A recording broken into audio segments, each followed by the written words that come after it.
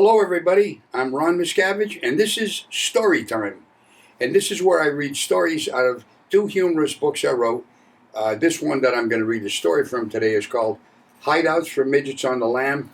And there's another one called True Confessions of a Kid. If you'd care to get a copy of these, you can go to my website, therealronmiscavige.com, where they're available. Now, in this story, I make reference to a town called Mount Carmel, which is where I was born and raised, which is where this story takes place. This is in the coal mining region of Pennsylvania. So without any further words, here is the story called Reichwein's Swimming Pool.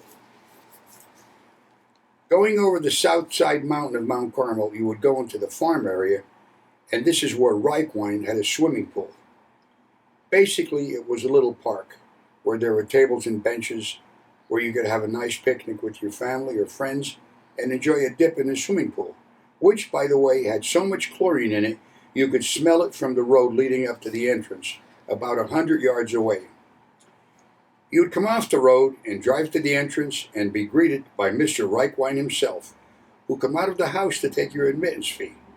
He carried a .357 Magnum revolver in a holster.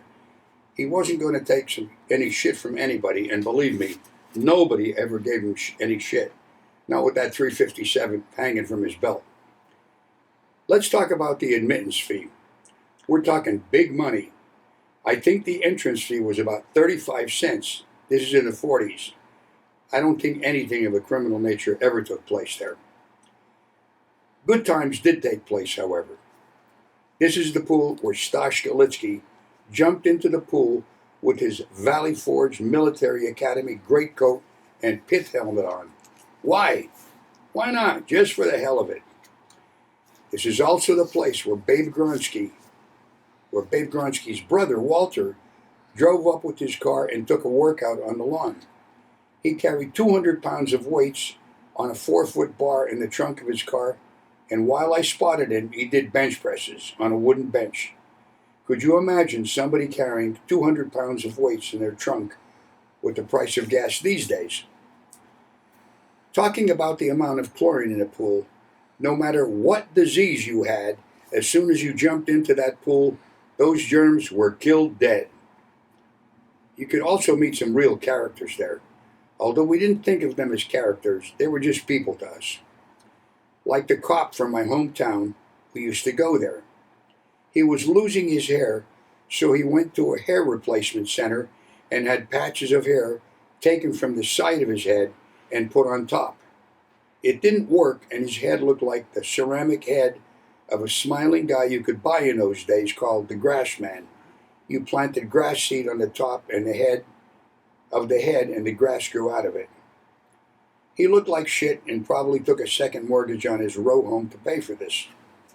Now, Nick Pye, a good friend of mine in his line of duty, described the person he ran to in a particular situation. He said, this guy had a medium quality rug on top of his head.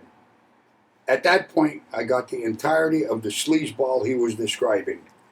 A guy who could roll a lit cigarette in his mouth to impress the chicks and then unimpress them by lighting his own farts. He didn't have to say another word. That statement said it all. There were definitely people like that at Reichwein's. All types, all shapes, all sizes. The hometown cop I talked about above actually could have gone up a step had he had that medium quality rug Nick spoke about rather than the grass man look. You would run into people over there who would say, I have a check coming in. I have a check coming in the mail. Loan me $20 till it comes in. And people would actually believe this and loan them 20. And of course the joke that went along with this was, loan me $100 until my brother straightens out. What's wrong with your brother? He's a hunchback.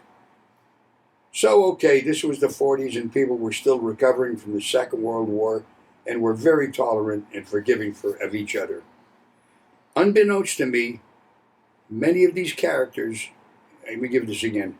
Unbeknownst to many of these characters is the fact that they were very entertaining, which is probably why we were tolerant of them, and many times would egg them on just to tell us their stories.